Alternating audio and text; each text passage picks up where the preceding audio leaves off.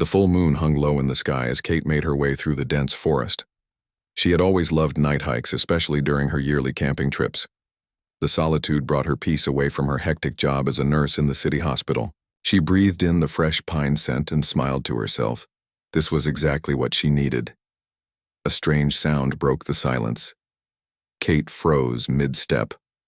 Her flashlight beam wavered as she listened intently. There it was again. A cry. Not quite human yet. Filled with unmistakable pain and distress, Kate hesitated. Her instincts as a nurse urged her to investigate, but another part of her warned of danger. She gripped her flashlight tighter and moved toward the sound. Pushing aside low-hanging branches, the trees opened into a small clearing bathed in moonlight. In the center lay a figure. Kate approached cautiously, and then gasped. Her flashlight clattered to the ground. The woman, if she could be called that, was unlike any human Kate had ever seen. Her skin shimmered with a faint purple glow visible even in the moonlight. Her face was delicate with high cheekbones, but her eyes were twice the size of human eyes, almond-shaped and entirely silver with no visible pupils or whites. Her limbs were long and slender, jointed in strange places. Her fingers had an extra knuckle and were unnaturally graceful even as they clutched at an injured leg.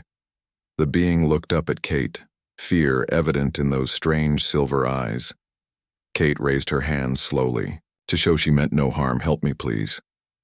The words appeared in Kate's mind without passing through her ears. She staggered back in shock.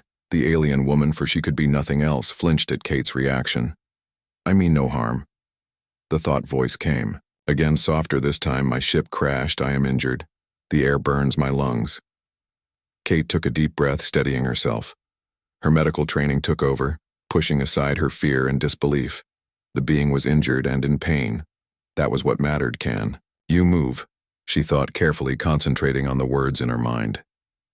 The alien attempted to stand but fell back with a mental cry that sent a spike of pain through Kate's own head.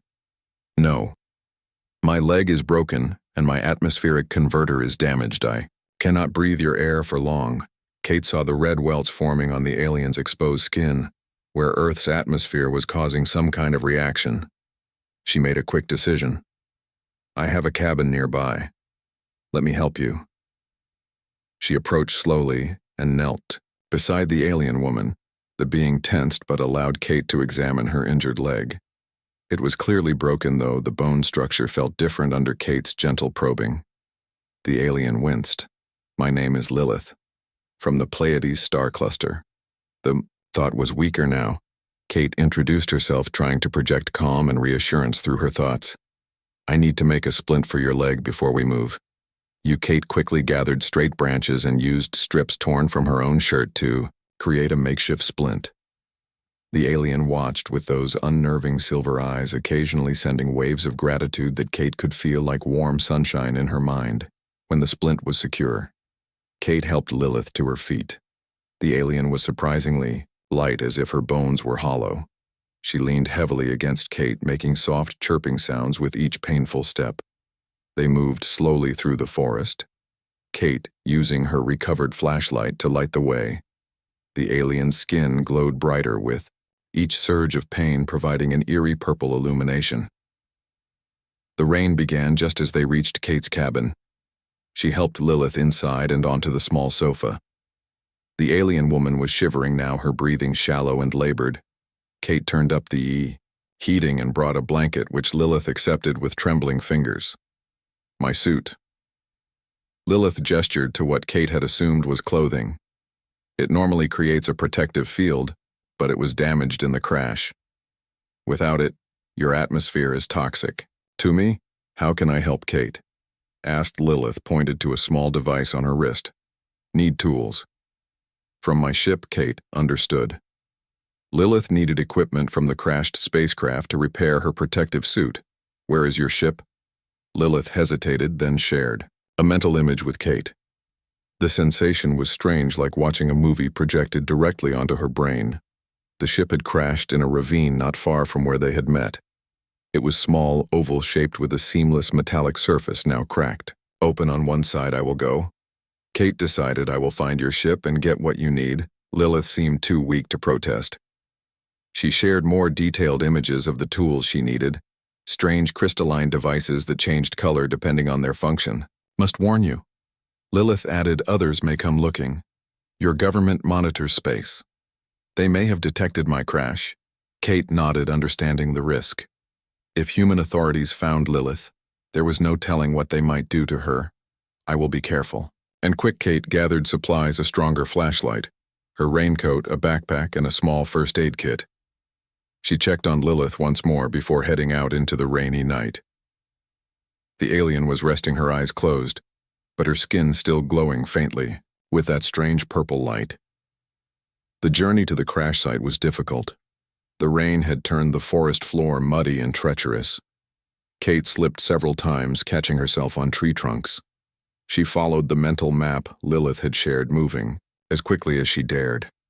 The ship, when she found it, was just as Lilith had shown her. Roughly the size of a small car with an organic-looking metallic surface that seemed to shift colors even as Kate watched. It had crashed into a ravine, leaving a long gouge in the earth. A crack ran along one side, allowing a glimpse of the interior. Kate approached carefully. Somehow the ship seemed alive, responsive to her presence. Lights flickered inside as she drew near.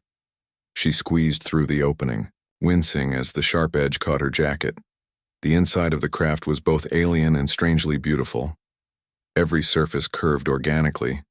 Nothing was straight or angular. Lights pulsed in patterns that seemed almost like breathing. Symbols. Kate could not understand, scrolled across surfaces that might have been control panels. Following Lilith's mental instructions, Kate found the storage compartment.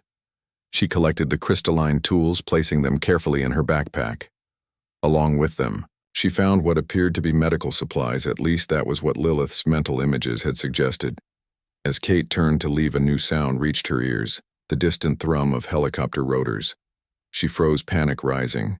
They had come already. Just as Lilith had warned, Kate quickly zipped her backpack and squeezed back through the opening in the ship's hull.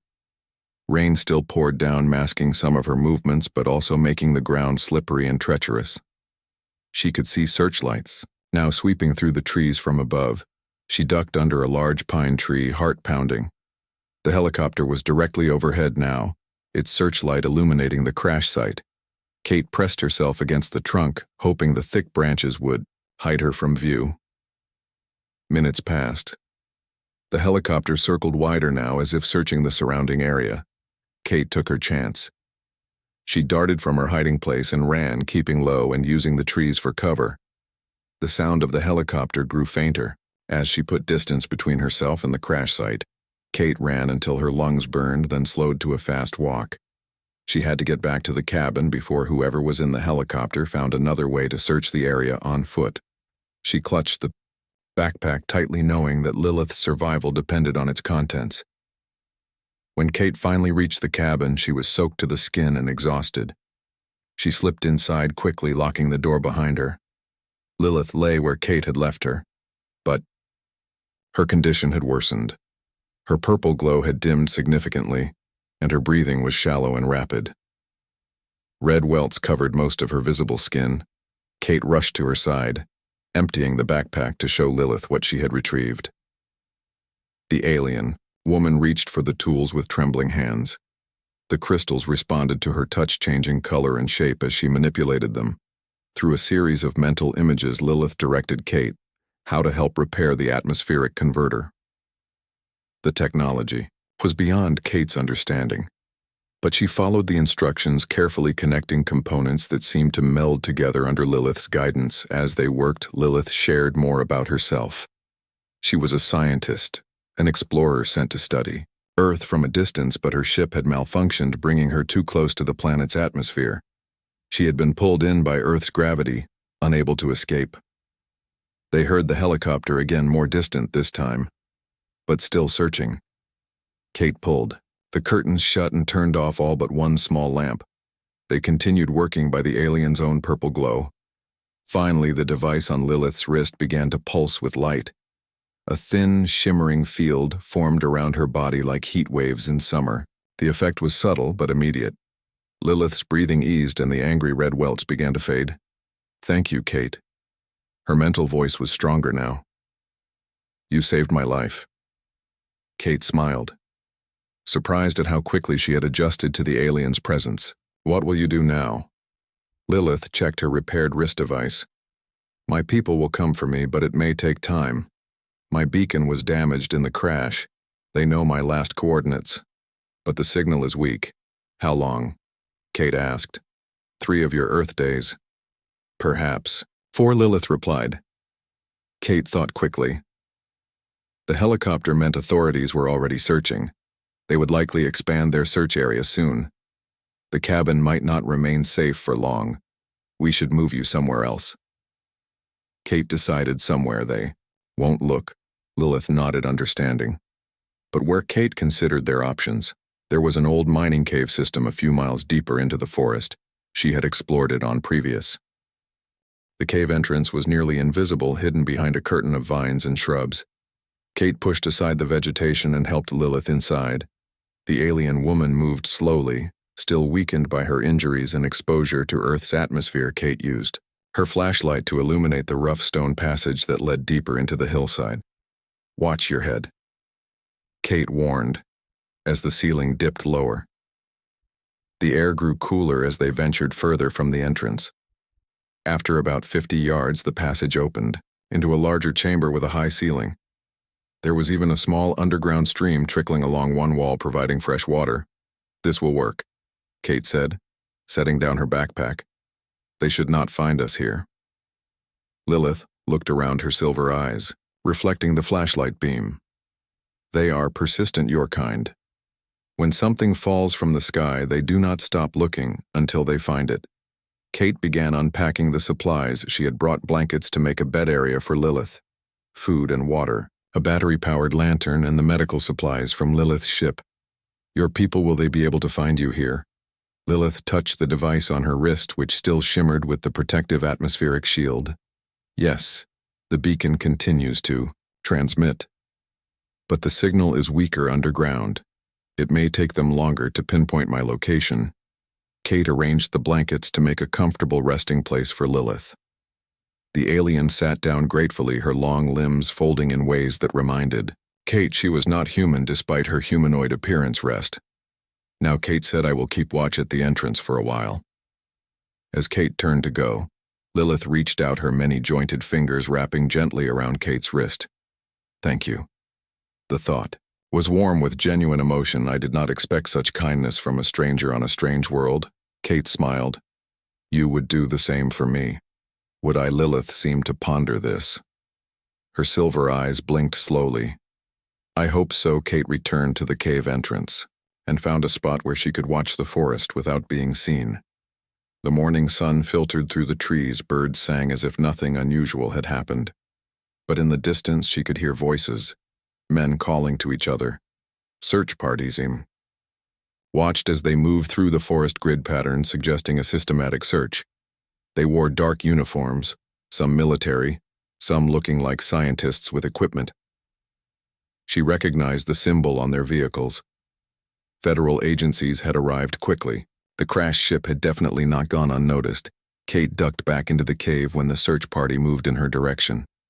She returned to the main chamber where Lilith waited. They are searching the forest, she told the alien. They have not found your ship yet, but they will soon. Lilith nodded. I expected this. Will they come to these caves? Eventually, Kate admitted. But there are many caves in these hills. It will take them time to search them all. With luck, your people will arrive before they find us. Lilith stood up, moving with more strength than before. The protective field was doing its job, healing her and protecting her from Earth's atmosphere.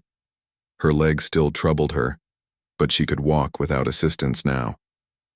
Her purple skin glowed softly in the dim light of the cave, providing a gentle illumination. Tell me of your world, Kate requested as they settled down to wait. She opened a packet of trail mix and offered some to Lilith, who examined it curiously before declining. Lilith sent a series of mental images to Kate. Images of a world with 2 moons and rings like Saturn's cities, built into mountainside structures that seemed to grow rather than being built. Beings like Lilith moving through these spaces, their skin glowing in various colors. We are much like you in many ways. Lilith explained. We live, we learn, we build societies, we have families. Though our family structures are different, we are born connected mentally to our siblings and parents. The connection fades as we grow but never completely disappears. How did you become an explorer? Kate asked.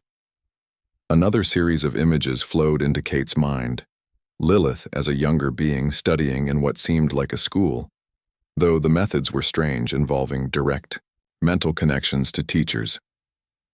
The sense of wonder and curiosity that drove Lilith to look beyond her world to the stars. I was always fascinated by other worlds. Lilith explained, particularly Earth. Your species is young, but advancing quickly, too. Have been watching for centuries. Kate frowned. So we are just specimens to you? No. Lilith seemed distressed by this interpretation. We observe, we learn, but we do not interfere. It is our highest law. But I broke that law.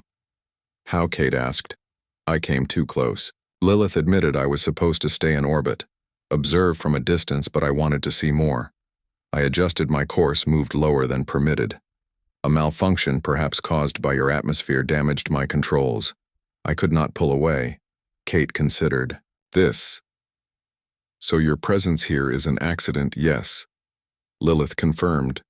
If my people discover I broke protocol, I will face consequences, but they will still come for me. We do not abandon our own. They spent the day talking, Lilith sharing knowledge of her world, her species, their technology and culture. In turn, Kate told Lilith about human life, her work as a nurse, her family, the complexities and beauties of human society. As they talked, they formed a deeper connection, the mental link between them, strengthening, making communication easier. As night fell, Kate ventured to the cave entrance again. The search parties had moved on for now, but she could see lights in the distance near where the cabin stood. They had found it then, and were likely searching it for evidence. She returned to Lilith with this news. We should remain quiet. No lights near the entrance. Lilith agreed. I sense their presence even here. Their minds are focused, determined. Some are afraid, some are excited by what they might find. You can read their minds? Kate asked, surprised. Not exactly, Lilith explained. I sense emotions, strong thoughts, but not details. It is how my kind communicates. We project and receive. But your species is not adapted for this. Only the most sensitive of your kind can detect our communications, and even then only partially. As the night deepened, Kate and Lilith continued their conversation in whispers and mental exchanges. Kate learned that Lilith's people lived much longer than humans. Hundreds of Earth years were normal for them. Lilith herself was considered young, barely an adult at 120 Earth years. When Kate mentioned her own age, 32, Lilith seemed shocked, expressing that humans lived such brief lives with such intensity. We are more cautious. Lilith explained. With centuries ahead, we plan carefully, move slowly. You humans burn so bright, accomplish so much in your short spans. It fascinates us. Kate found herself growing drowsy, despite the extraordinary circumstances. Lilith noticed sleep. She encouraged, I will watch. Kate hesitated, unsure. Trust me. Lilith sent with a wave of reassurance, I will alert you if danger approaches. Kate nodded and curled up on the blankets. Exhaustion overtook her, and she fell asleep quickly. Dreamed of strange worlds, stars seen from unfamiliar skies, cities that glowed with inner light, beings with purple skin and silver eyes moving through spaces that seemed alive. The dreams were vivid, as if she were actually seeing these places through Lilith's memories. Kate woke suddenly, alert. There was a sound at the cave entrance. Lilith was already on her feet. Her purple glow dimmed to almost nothing. Someone comes. The alien sent mentally. 2 minds. Human males searching. Kate rose quickly, gathering their supplies into the backpack. Is there another way out? Lilith pointed to the back of the cave where the underground stream entered through a narrow opening. I sense a larger passage beyond, but it will be a tight fit. They moved quickly toward the back of the cave. The voices grew louder, echoing off the stone walls. Flashlight beams swept the entrance. Kate and Lilith reached the narrow opening, where the stream flowed in. The gap was small, but might be just wide enough for them to squeeze. "Through you first." Kate urged. Lilith hesitated. "I cannot swim. The water is shallow." Kate reassured her. "Just crawl through. I will follow." Lilith nodded and began to work her slender body through the gap. Her alien physiology actually made it easier for her to contort through the narrow space. Kate waited until Lilith was safely through, then began to follow. The opening was tighter for her. She had to force her shoulders through the gap. The cold water soaked her clothes. Behind her, the voices grew, louder. Someone had entered the main chamber of the cave. Kate heard them exclaim, finding the remnants of their campsite, the blankets they had left behind. She pushed harder, feeling the rough stone scrape against her skin. Finally, she broke through, tumbling into a larger passage beyond. Lilith helped her to her feet. They stood in a natural tunnel, the stream flowing along its floor. The purple glow from Lilith's skin provided just enough light to see by. "Which way?" Kate whispered. Lilith closed her silver eyes for a moment, as if listening or sensing something. "This way," she pointed downstream. "The tunnel gets wider, and I sense open air ahead."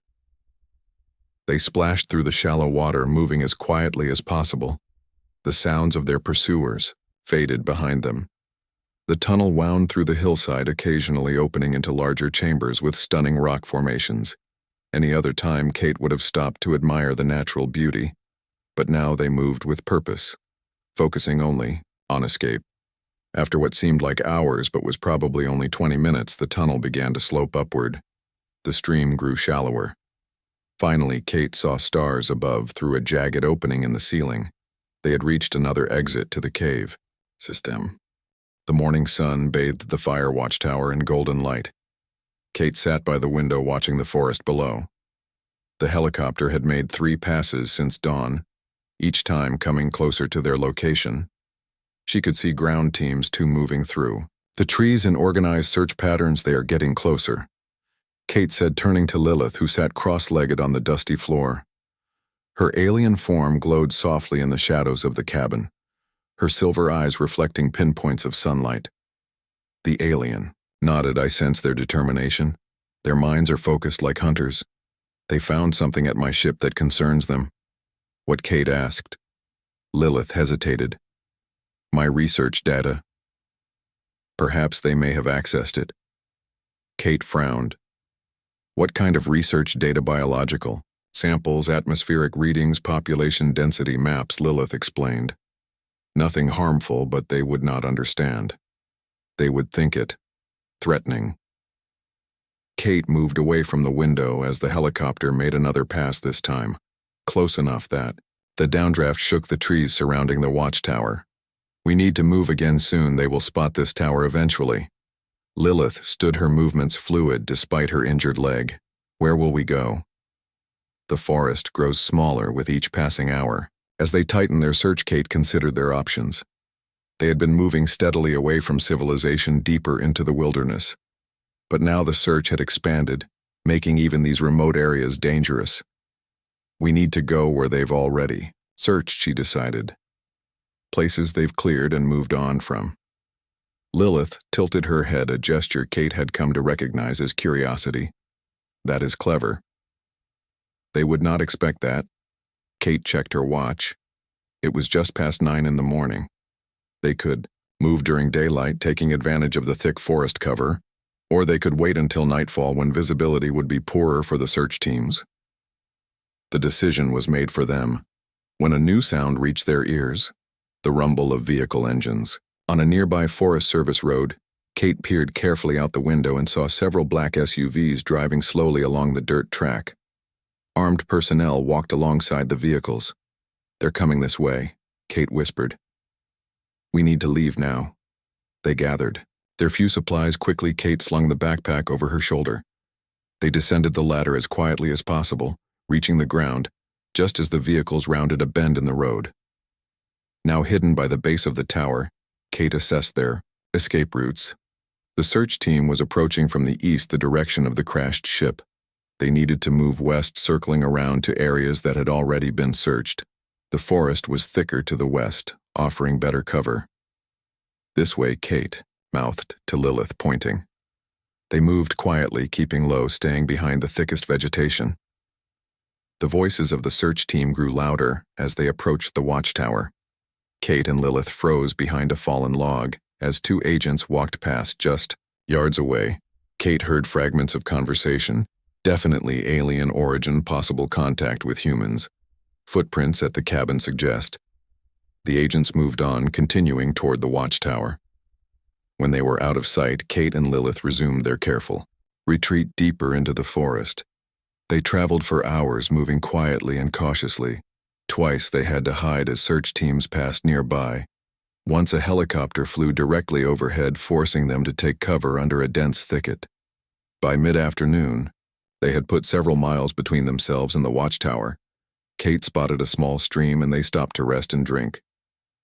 The water was clear and cold, refreshing after their long trek. Lilith knelt by the water's edge, studying her reflection. "Have never seen myself in your world's light." She sent the thought tinged with wonder. "Is this how you see me?" Kate looked at the alien's reflection in the rippling water. The purple glow of her skin was less noticeable in daylight, but her features remained strikingly non-human. The large silver eyes, the delicate bone structure, the extra jointed fingers. "Yes," she answered. "That's how I see you." Lilith touched the water's surface, sending ripples across her reflection. "So strange to be seen by another species to be known." She looked up at Kate. "Your kindness, it was unexpected," Kate shrugged. "I'm a nurse. Helping is what I do." "It is more than that," Lilith insisted. "Many of your kind would have feared me, reported me, captured me. You risked much to help." A stranger from the stars. Kate didn't have an answer for that. She busied herself refilling their water bottle. Instead, she asked, "How is your leg healing?" Lilith replied, "The atmospheric shield includes basic medical functions. My bone structure is different from yours, more flexible. It heals faster." Kate nodded. "Then we should keep moving. I think we should head toward the area they've already searched. Near my cabin. They'll have moved on from there by now, focusing on these outer regions."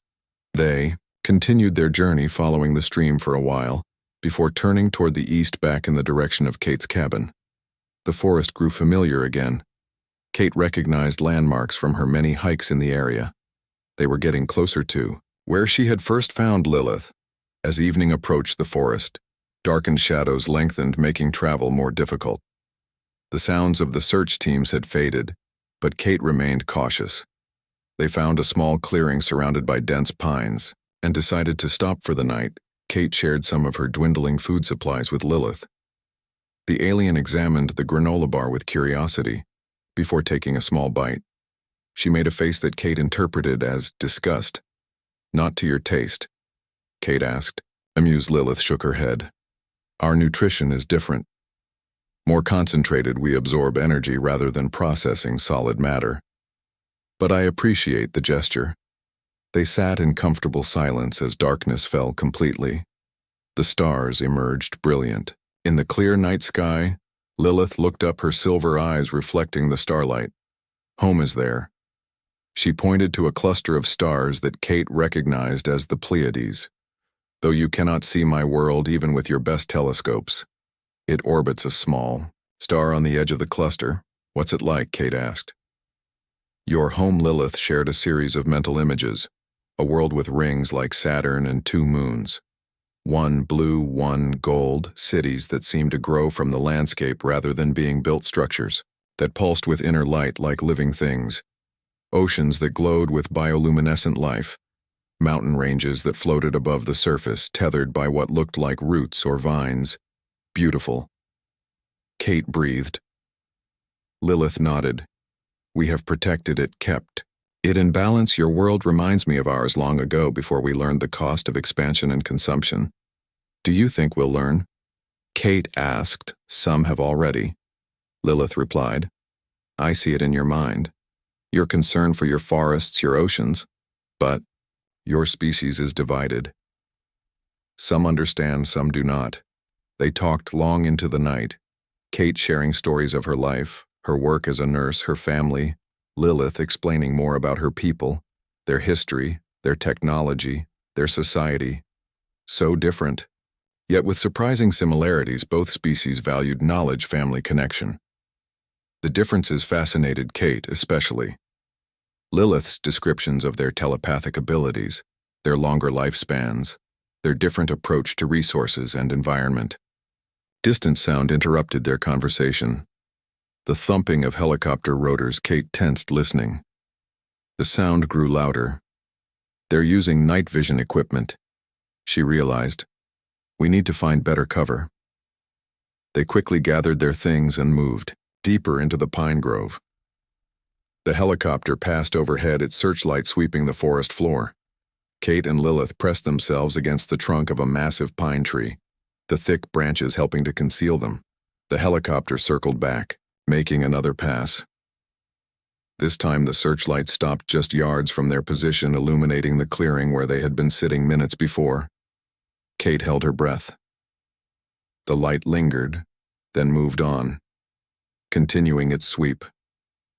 The helicopter completed its circuit and moved away, the sound gradually fading. That was close, Kate whispered. Lilith nodded, her skin glowing slightly brighter with what Kate had come to recognize as stress or fear. They are persistent. We should keep moving, Kate decided. Use the darkness to our advantage. They traveled through the night forest, Kate using her flashlight sparingly to avoid detection. Lilith's natural glow provided some illumination, casting purple shadows among the trees. They headed toward Kate's cabin, hoping the search had moved on from that area. By Kate's estimation, they were still several miles away. Around midnight, they came to a ridge overlooking a valley. Kate recognized the landscape now. They were about a mile from where Lilith's ship had crashed. In the distance, she could see lights, vehicles, and activity. The crash site was now a full scientific and military operation. We can't go that way, Kate whispered. We'll circle around. As they turned to leave, a twig snapped nearby. They froze. Footsteps approached, someone with a flashlight moving through the trees. Kate pulled Lilith down behind a fallen log. The light beam swept over them, then passed on. More voices joined the first.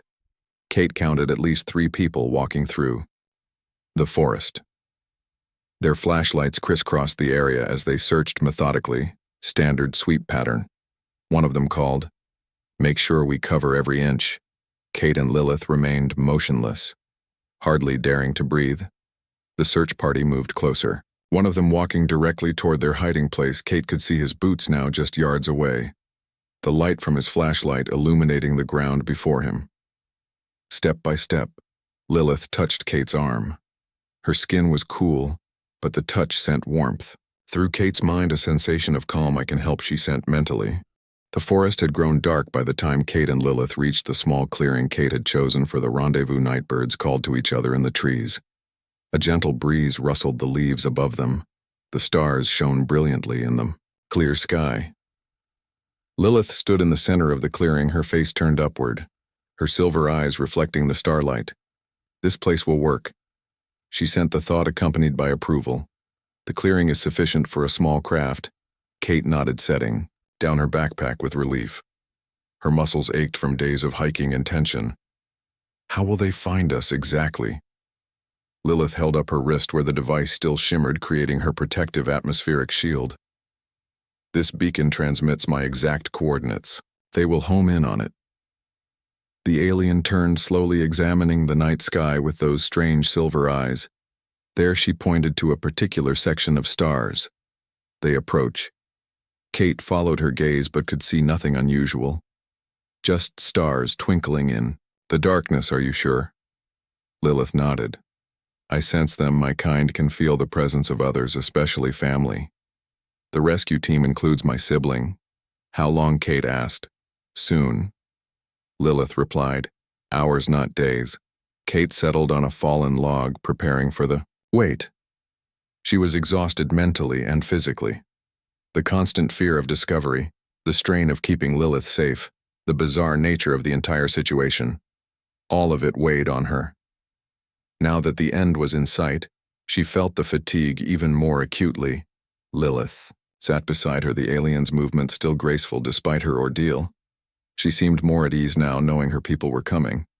Her purple skin glowed softly in the darkness. "Will you be in trouble?" Kate asked. "When you return, for coming too close." To Earth, Lilith was quiet for a moment, her thoughts unreadable. "There will be consequences," she admitted finally. "Our laws about non-interference are strict, but I gathered much valuable data. They may consider that a mitigating factor."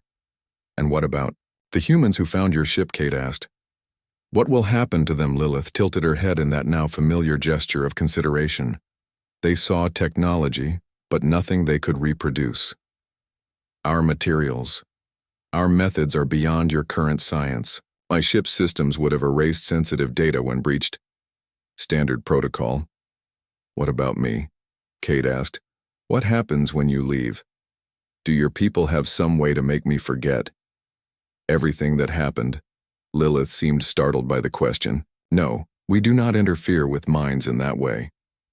The gentle nudging I did to distract the searchers, that is the extent of our abilities. We cannot erase or replace memories." Kate was relieved, though part of her wondered if forgetting might be easier than living with the knowledge that aliens existed and nobody would believe her if she told them. "Will you come back?" Kate asked. Lilith hesitated. "That would not be permitted," she replied after a moment. "The contact was accidental. Your species is not ready for open interaction with others. You still fight among yourselves, struggle with resource management, grapple with equality." "No." She shook her head. "We observe, we learn, but we do not interfere." Kate felt a strange sadness at this. It seemed wrong, somehow, to make this connection, this friendship, only to sever it permanently. Not even to say hello someday. "Would your people ever reveal themselves to humanity?" Kate asked. "When you are ready," Lilith answered. "When you have achieved true global cooperation, when your technology advances sufficiently, when you have solved your environmental crises. Perhaps then. But that decision is not mine to make. The Council decides such things." They lapsed into silence, Kate's thoughts turning to what would happen after Lilith left. How would she explain her disappearance from the cabin during the search? Would anyone believe her if she told the truth? Would they think her insane or a conspirator? The silence was broken by a distant sound, the thrum of helicopter. Rotors. Kate tensed, listening as the sound grew louder. "They're coming back," she whispered. "We need to hide, no?" Lilith stood, her silver eyes scanning the sky. "My people are close, very close. We should stay in the clearing." Kate hesitated, torn between trust and caution. The helicopter was definitely approaching, its searchlight visible now, sweeping through the trees. If they stayed in the clearing, they would be spotted. But if Lilith's rescue ship was truly close, the helicopter's roar grew deafening. As it approached the clearing, Kate made her decision, diving for the cover of the surrounding trees, pulling Lilith with her. They crouched in the underbrush as the helicopter hovered directly overhead, its powerful searchlight illuminating the clearing. "As bright as day, Lilith, we have to stay hidden," Kate hissed. Lilith shook her head, her expression troubled. "My beacon. They home in on it. If we move too far." The helicopter circled the clearing twice, then moved away, its searchlight continuing to sweep through the trees but growing more distant. Kate breathed a sigh of relief. "That was too close," she said. "When will your people arrive?" "Soon," Lilith assured her. "Very soon." But she hesitated. "Your search teams may detect their approach." Kate frowned. "What? Do you mean your radar systems, your satellites?" Lilith explained. "They will register an unidentified object entering your atmosphere. My people have stealth capabilities, but approaching a planet is always detectable to some degree." Kate realized what this meant. The helicopter wasn't just making a routine sweep. It was responding to something unusual detected on radar, something entering Earth's atmosphere. "We need to move," she decided. If your people are coming in, then the helicopter, and who knows how many ground teams are converging on this area right now. But my beacon, Lilith protested. We must stay near Kate. Thought quickly. We'll stay at the edge of the clearing. Hidden but close enough for your beacon. They repositioned themselves, finding a spot among thick ferns with a clear view of the clearing, but well concealed from above. The helicopter had disappeared, but Kate could hear vehicles now, engines rumbling on a nearby forest road. They're coming, she whispered. Multiple vehicles. Lilith nodded, her expression solemn. It is a race now. My people or yours? As if in answer to her words, a new sound reached them. A high-pitched hum, unlike any aircraft Kate had ever heard. It seemed to come from everywhere at once, vibrating in her bones. She looked up and gasped. Above the clearing, the stars were moving, or rather something was blocking them. A shape darker than the night sky was descending silently into the clearing. Circular, sleek, with no visible lights or markings. It hovered about, 10 feet above the ground, completely silent now. Lilith rose from their hiding place, her purple skin glowing brightly in response. There she sent triumphantly, "They have come." Kate stood too, staring in awe at the craft. It was smaller than she had expected, perhaps 30 feet in diameter. Its surface seemed to ripple and shift colors even as she watched, like oil on water. A hatch appeared in its underside, a ramp extending downward. A soft blue light spilled from the opening. Lilith turned to Kate, her silver eyes luminous with emotion. "Thank you." She sent the thought accompanied by a wave of gratitude. "I would have died without your help." Kate nodded, unable to speak. She had done it. She had helped this extraordinary being survive and return to her people. The magnitude of it overwhelmed her. A figure appeared at the top of the ramp. Another being like Lilith, but taller, with green glowing skin rather than purple. The newcomer raised a hand in greeting. "I must go," Lilith said. "The human search teams approach. My people can evade them, but we must leave quickly." Kate nodded, understanding, but a sudden sadness washed over her. She had grown attached to this alien visitor despite the danger and strangeness of their time together. "Will I ever see you again?" she asked, though she already knew the answer. Lilith reached out, her many jointed fingers touching Kate's face gently. "I do not know, but I will remember you, Kate. The human who saved me, who showed kindness to a stranger from the stars. My people will know of you." The sound of vehicles grew louder. Kate could see headlights now through the trees moving along the forest road toward the clearing. They were almost out of time. "Go," Kate urged, "before they arrive." Lilith hesitated, then removed a small crystal from her wrist device. It glowed with a soft purple light matching her skin. She pressed it into Kate's hand. "Keep this," she sent, "to remember me." Kate closed her fingers around the crystal, feeling a strange warmth emanate from it. "What is it?" "A memory crystal," Lilith explained. "It contains images of my world, my home. So you will know I was real." The emotion in the gesture brought tears to Kate's eyes. "Thank you," she whispered. The vehicles were very close now. Kate could hear voices shouting. Orders. Flashlight beams cut through the trees at the edge of the clearing. Kate repeated, pushing Lilith gently toward the waiting ship. The alien nodded and turned, moving with fluid grace up the ramp. She paused at the top, looking back once more at Kate. Then she disappeared inside. The ramp retracted, the hatch closing seamlessly. Kate backed away, returning to the cover of the ferns, clutching the crystal tightly. The ship rose silently, ascending straight up, until it was just a dark circle against the stars. Then, with a brief flash of blue light, it shot upward and was gone. Seconds later, the first of the black SUVs burst into the clearing. Men in tactical gear poured out, weapons raised. Their flashlights swept the area. The helicopter returned, hovering overhead, its searchlight bathing the clearing in harsh white light. Kate remained hidden, watching as they searched.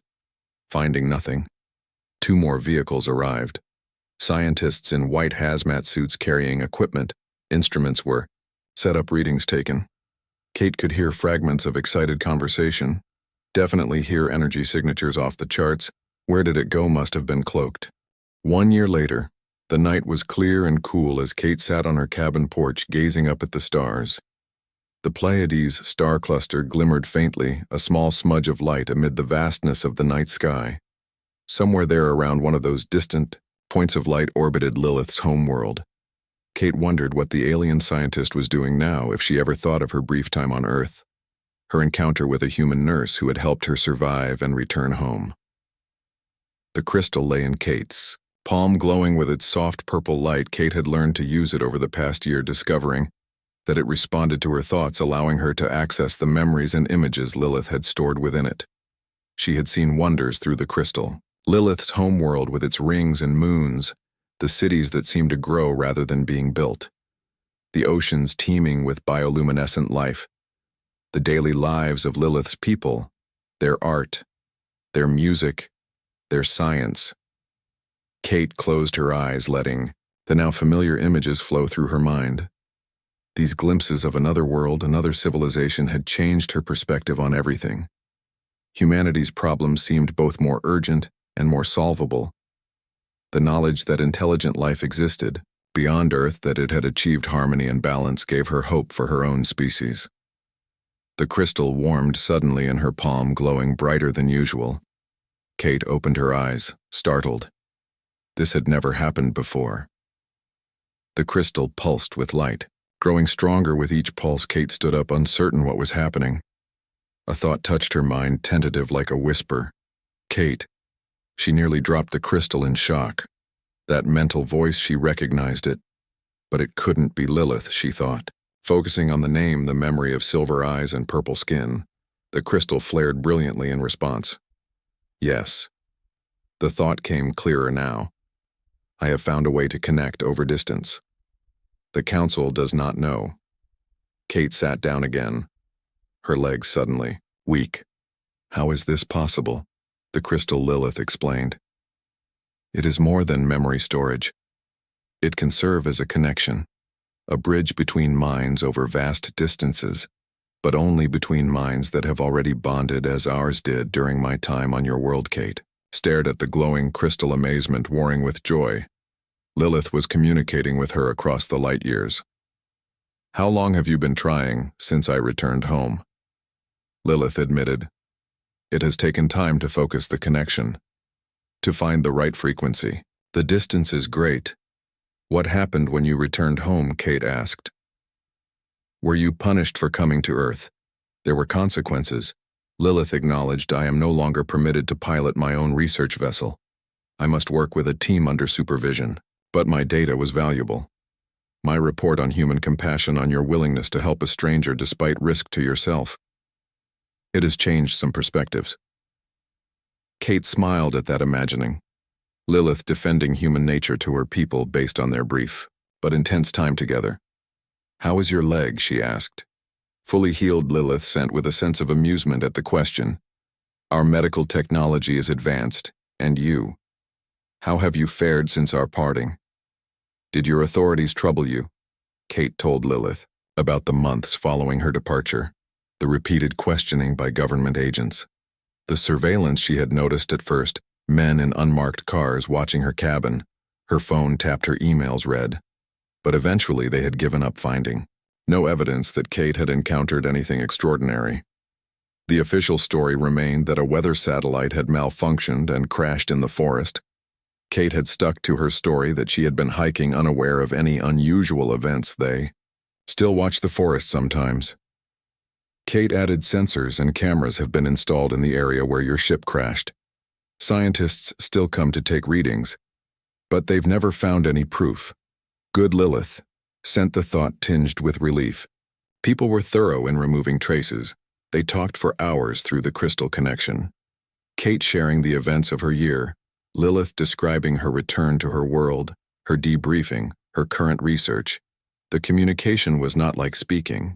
Face-to-face emotions and images flowed alongside thoughts. The crystal would occasionally dim, requiring Lilith to refocus the connection. But it worked. It was real. Finally, Lilith's thought voice grew fainter. I must go. The connection requires energy. I cannot maintain it longer. When can we talk again? Kate asked, not wanting this miraculous reunion to end. When the Pleiades are next visible in your night sky, Lilith promised. Look for me then. The crystal will glow when I reach for you. Kate nodded, understanding that these connections would be rare, precious moments. Will you ever return to Earth, she asked. Knowing the answer but hoping it had somehow changed. It is forbidden. Lilith replied, sadness coloring her thoughts. The Council has declared Earth off limits for direct contact until your species achieves unity and balance.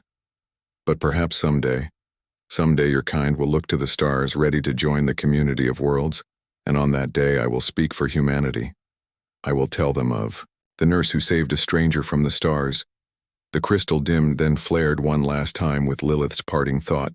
Until next time, my friend. Then it faded to its normal soft glow. The connection broken. Kate sat for a long time on her porch, the crystal warm in her palm, looking up at the distant stars with new eyes. She was no longer alone in her knowledge. A bridge had been built, a connection maintained across the vast gulf of space life, resumed its normal rhythms in the weeks that followed. Kate returned to her nursing job in the city, caring for patients with a renewed sense of purpose. She kept the crystal with her, always on a chain around her neck, concealed beneath her clothes. It never lost its gentle glow, a constant reminder that her experience had been real. The government interest in her gradually faded. New mysteries arose to capture their attention. Kate maintained her silence, telling no one of her encounter with Lilith or of their continued communication. She went hiking in the forest, visited her cabin on weekends and holidays, living her life as she always had. But with a profound difference, she knew now that humanity was not alone in the universe, that there were beings of intelligence and compassion among the stars watching, waiting for humans to grow ready for contact. Kate became more involved in environmental causes, volunteering for conservation projects, speaking at community meetings about the importance of protecting the forests and oceans. Sometimes, when passion for these causes filled her, the crystal would pulse warmly against her skin as if Lilith were listening, approving. 6 months after their first crystal communication, Kate sat again on her cabin porch. The Pleiades were visible once more in the night sky. The crystal began to glow, brightening with each pulse. Kate closed her eyes, focusing on the memory of Lilith. The connection formed stronger this time, the mental touch more immediate. Hello, my friend Lilith sent. They shared news of their lives. Lilith had been promoted despite the restrictions placed on her after her Earth incident. She now led a research team studying developing worlds. Kate told of her work at the hospital, her environmental advocacy. I have something important to tell you, Lilith sent after they had caught up. There has been a change in council policy. Regarding Earth, Kate sat up straighter. What kind of change? For centuries we have observed without interfering, Lilith explained. But recent developments on your world have caused concern. Your climate instability, your weapons capabilities, your artificial intelligence development, all advancing rapidly. The Council fears humanity may destroy itself before achieving the balance needed for contact. What does that mean? Kate asked. It means Lilith hesitated. The Council has authorized limited intervention guidance rather than contact. Selected humans will receive dreams, inspirations, subtle nudges toward solutions to your most pressing problems. Kate frowned. That seems like interference, it is, Lilith acknowledged. But the alternative is to watch your species self-destruct. Many on the Council argued against this change, but those of us who have directly experienced human potential prevailed. We believe your kind deserves a chance. And what is my role in this? Kate asked, sensing there was more. You have already proven yourself trustworthy, Lilith sent. The crystal connection confirms it. You could serve as a more direct conduit, share specific knowledge through your environmental work, your medical practice. Nothing obvious, nothing that would reveal our existence. But ideas, solutions that might help. Kate considered this. The idea was both thrilling and terrifying, being a conscious channel. For alien knowledge, she could help people solve problems, address crises. But was it right to intervene even in this limited way? What if I refuse? She asked. Then we continue as before. Lilith assured her, the choice is yours. We will not force this role. Upon you, Kate stood up, pacing the porch as she thought. The crystal glowed steadily in her hand. You said others like me might be contacted, she said finally. Humans who would receive guidance? Yes, Lilith confirmed. We have identified several individuals, worldwide in positions to effect positive change. People whose minds are open to new ideas, whose work impacts many. How many? Kate asked. Lilith hesitated. Few. At first, perhaps 100 worldwide, scattered across disciplines, science, medicine, engineering, politics, art. Those with influence and integrity.